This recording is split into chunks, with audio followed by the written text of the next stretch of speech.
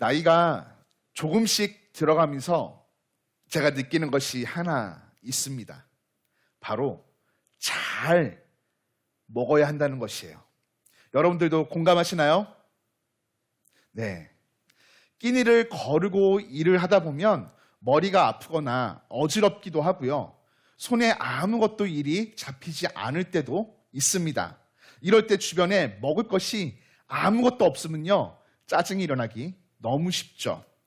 혹시 오늘 예배 자리에 올라오시기 전에 여러분들은 무엇을 드시고 올라오셨나요? 빈속으로 안 올라오셨으면 좋겠습니다. 우리는 매일 아침 무엇을 먹고 마실까 고민합니다. 요거트, 샐러드, 단백질 쉐이커, 샌드위치, 혹은 견과류와 비타민까지 이것은 여기에 좋고 저것은 이것에 좋다고 하면서 챙기곤 하죠. 무엇을 먹을까? 무엇을 마실까라는 질문은 단지 현대인들만의 고민이 아닙니다. 인류 최초의 고민이기도 했죠. 에덴 동산에서 하나님은 아담과 하와에게 이것은 먹어라, 저것은 먹지 말아라 말씀하셨고, 이스라엘 백성들 광야에서 하늘에서 내리는 만나를 보면서 이것으로 과연 배가 부를 수 있을까 고민했습니다. 오늘날도 마찬가지이죠. 무엇을 먹고 마셔야 만족할 수 있을까? 어떻게 해야 이 허기짐, 공허함이 채워질까? 여전히 질문하며 고민을 안고 살아갑니다. 바로 이 질문 앞에 있는 우리에게 예수님은 오늘 명쾌한 답을 알려주십니다. 본문은 예수님께서 오병이어 기적으로 5,000명을 먹이신 놀라운 기적 이후의 장면입니다. 사람들은요, 감격했어요. 예수님, 이분만 따라가면 평생 먹고 살 걱정이 없을 거라 생각이 들었기 때문이죠. 그래서 사람들은 예수님을 억지로 붙잡아 임금 삼으려 합니다. 하지만 예수님, 그들을 피하시고 조용히 산으로 물러나십니다. 그 사이 제자들은 배를 타고 가버나움으로 향했고, 풍랑을 경험하지만 예수님을 만나 목적지에 안전하게 이르게 되죠. 다음 날 예수님은요, 다시금 무리를 만나게 되십니다. 그리고 그들의 동기를 꿰뚫고 이렇게 말씀하시죠. 너희가 나를 찾은 이유는 기적 때문이 아니라 떡을 먹고 배부른 까닭이다. 썩을 양식을 위하여 일하지 말고 영생하도록 있는 양식을 위하여 하라. 무리들은 예수님의 존재보다 떡을 귀히 여겼습니다. 그들의 관심은 예수님 자체가 아니라 예수님이 줄 수 있는 것에 집중되어 있었죠. 이는 신앙이 아니라 욕망이에요. 썩을 양식은 일시적인 만족일 뿐 다시금 사람들을 허기지게 만들고 더 큰 욕망을 낳게 합니다. 이러한 양식을 위해 살아가면 하나님은 목적이 아니라 수단이 되어집니다. 왜곡된 신앙으로 빠지게 되는 것이죠. 그래서 예수님은 이 점을 분명히 하십니다. 썩을 양식을 위하여 일하지 말라. 여러분, 이것은요, 직업 가지지 말라는 뜻이 아니에요. 무엇을 위해 살아갈 것인가를 묻는 예수님의 근본적인 도전입니다. 영생하도록 있는 양식을 위하여 삶의 방향을 전환하라는 것이에요. 오늘 우리도 그렇습니다. 기적을 구하고 응답을 바라죠. 복을 기대하고 문제 해결을 구하며 예수님을 찾습니다. 좋아요. 이는 결코 무시하지 못하는 영역이에요. 저도 그래요. 이 자체가 잘못은 아닙니다. 하지만 이것이 전부라면 어떨까요? 상황은 달라집니다. 예수님을 따르는 이유가 진짜 오직 그것뿐이라면, 하나님의 아들이시며 내 삶을 다스리시고 영원한 생명의 주관자이신 예수님, 그분 자체에 전혀 관심 없고 예수님이 주시는 것만을 원한다면 우리의 신앙은요, 소비적인 신앙, 왜곡된 신앙으로 빠지게 됩니다. 오늘 본문에 등장하는 무리들처럼 말이죠. 저도 이전에 이런 경험을 한 적이 있습니다. 저희 집 막내 아들이 어릴 적에 제가 사역을 마치고 집으로 돌아오면 항상 제게 달려오면서 이렇게 물어요. 아빠, 오늘은 뭐 사왔어? 예쁘죠. 물론 그 모습이 귀엽고 사랑스럽습니다. 하지만 여러분, 어떤 날은요, 정말 피곤한 몸을 이끌고 빈손으로 들어올 때도 있겠죠. 근데 아들이 제 얼굴 보자마자 또 말하는 거예요. 아빠, 오늘은 선물 없어? 순간 제 안에 5만 가지 생각이 왔다 갔다 해요. 이걸 어떻게 할까? 이 아들을 어떻게 할까? 마음이 서운한 것이죠. 아, 얘는 아빠를 기다린 게 아니라 아빠가 가져올 무엇을 기다리고 있었구나 생각이 드는 것입니다. 그때 깨달았어요. 아, 혹시 나도 주님을 그렇게 대하고 있는 것은 아닐까? 주님 자신보다 주님이 주실 축복, 응답, 기적 같은 것만을 기다리고 있지는 않았는가? 자문해 보는 것입니다. 무리는 배가 불렀기 때문에 예수님을 따랐습니다. 만약 예수님이 십자가를 지고 계셨다면 무리는 예수님 따르지 않았을 거예요. 배가 불렀기 때문에 예수님을 따랐어요. 그들이 예수님을 쫓은 동기는 예수님을 왕으로 모시려는 믿음이 아니라 배부름의 지속을 원했기 때문이에요. 혹시 우리 안에도 이렇게 예수님을 따르려고 하는 자세가 자리하고 있다면, 예수님을 믿는다 말하지만 정작 예수님보다 예수님이 주시는 그것에 집중하고 있다면 우리는 지금 썩을 양식을 위하여 일하지 말고 영생하도록 있는 양식을 위하여 하라 전하시는 주님 음성에 귀 기울이고 삶의 방향, 신앙의 방향을 바르게 전환해야 합니다. 여러분, 썩을 양식은 일시적이에요. 한 끼 배부르게 해주지만 이내 또 허기집니다. 세상의 성공, 물질, 인기 마찬가지죠. 다 채운 듯 해도 뒤돌면 또다시 허기감을 느끼게 됩니다. 이렇게 썩을 양식을 위해 하나님을 수단 삼는 신앙은 왜곡된 신앙으로 빠지게 됩니다. 예수님은 우리 배를 채워주는 수단이 결코 아니세요. 예수님은 이렇게 말씀하세요. 내가 생명의 떡이니 나를 믿는 자는 결코 줄이지 아니할 것이요 목마르지 아니하리라. 아멘. 예수님은 자신이 바로 생명의 양식이라고 선언하십니다.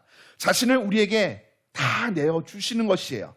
그분을 믿고 영접하는 자는 다시 굶주리지 않습니다. 하나님의 뜻은요, 예수님을 통해 우리로 영생을 얻게 하려 하심이에요. 맞습니다. 예수님을 진정으로 영접할 때, 믿을 때 우리의 전인격적인 존재는 영생을 누리며 줄이지 않고 목마르지 않는 충만한 생명을 얻게 되는 줄 믿습니다. 그렇다면 여러분, 어떻게 주님을 먹고 마실 수 있을까요? 이 질문은 다음 주에 우리가 나눌 말씀과도 매우 연관되어 있는 질문이고 기독교 역사에서도 굉장히 핵심적인 질문이에요. 주님을 어떻게 먹고 마실 수 있는가? 먼저 매일 영적인 식탁을 차리십시오. 매일 여러분들의 영적인 식탁을 펼쳐서 말씀과 기도로 예수님을 먹고 마시는 삶을 시작하십시오.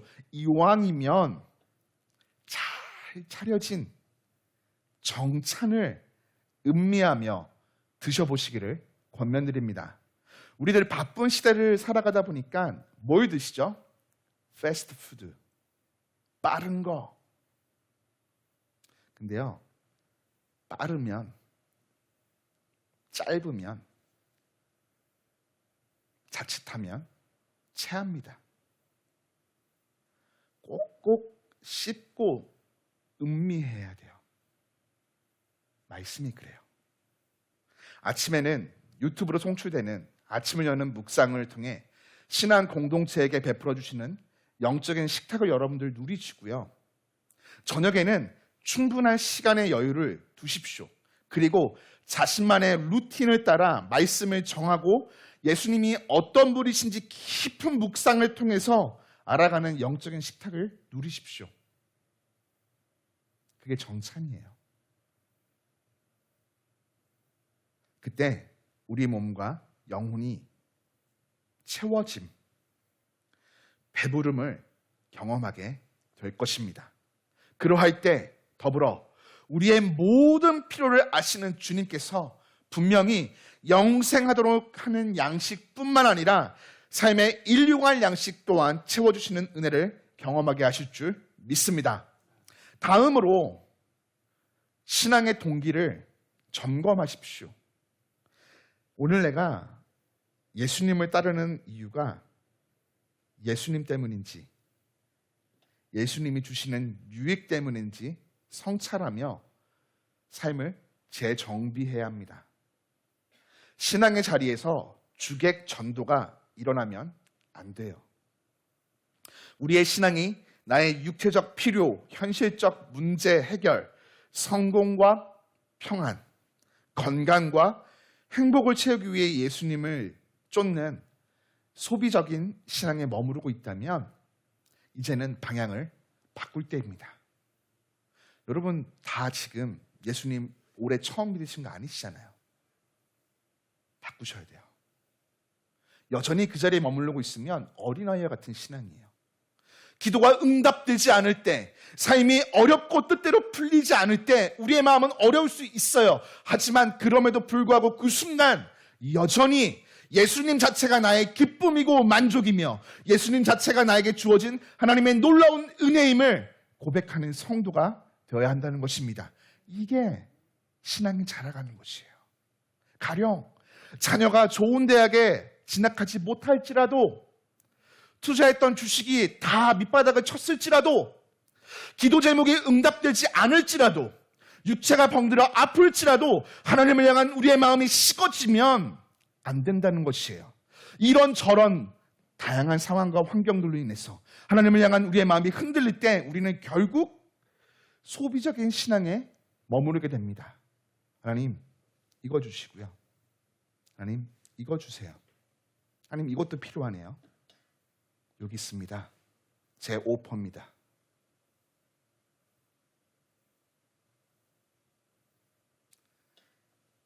지금 이 시대의 교회 모습 아닌가요?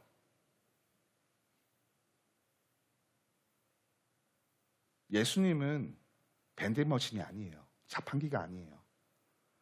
우리 예수님은 그렇게 소비되는 분이 아니세요. 그분은 인격으로 만나야 될 생명의 떡이십니다. 우리 신앙의 생각을 바꿔야 돼요. 예수님이 없으면 그 무엇도 소용없다 고백할 수 있는 믿음, 내가 아무것 얻지 못해도 예수님만 있으면 충분합니다 고백할 수 있는 믿음, 그게 진짜 믿음 아닐까요? 그게 진짜 믿음이죠.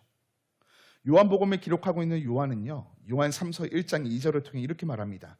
영혼이 잘됨 같이 범사가 잘되고 강건하기를 원한다. 여러분 이때 첫 번째 조건, 영혼이 잘됨, 지금 요한이 말하고 있는 게 바로 이거예요. 하나님과의 관계에서 오는 만족, 이걸 누리는 것이죠. 예수님 없으면 그 무엇도 소용이 없습니다. 내가 아무것 얻지 못해도 예수님만 있으면 충분합니다. 이게 내 영혼이 잘됨이에요. 이것은 마치 아빠의 두 손에 무엇이 들려있는가 살펴보며 뛰어오는 아들의 모습이 아니라 아빠 그 자체의 만족함과 기쁨을 두며 뛰어와 안기는 아들의 모습이에요. 예수님이 어떤 선물을 주시지 아니할지라도 예수님이 나의 기쁨이고 만족함 자체이기에 늘 그분 곁에 머무는 삶을 살아가는 신자들의 모습이죠.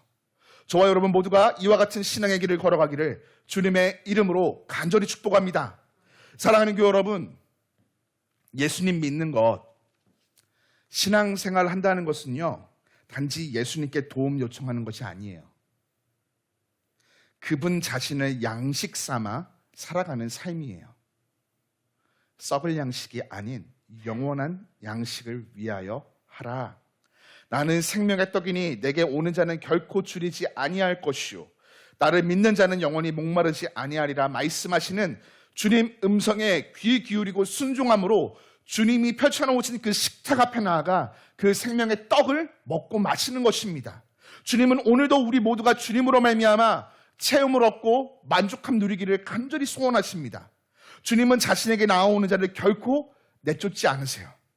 영접하사 먹이시며 마시게 하십니다. 오늘 강단을 통해 우리에게 허락해 주신 말씀을 붙잡고 썩을 양식 구하는 인생이 아니라 생명의 떡 되신 예수님을 참된 양식 삼는 주님이면 충분합니다. 다른 것 못 얻어도 주님이면 내가 만족합니다. 주님 사랑합니다. 내 유일한 사랑이십니다. 고백하는 기류의 교회 모든 교우 되시기를 주님 이름으로 축복합니다. 함께 기도합니다.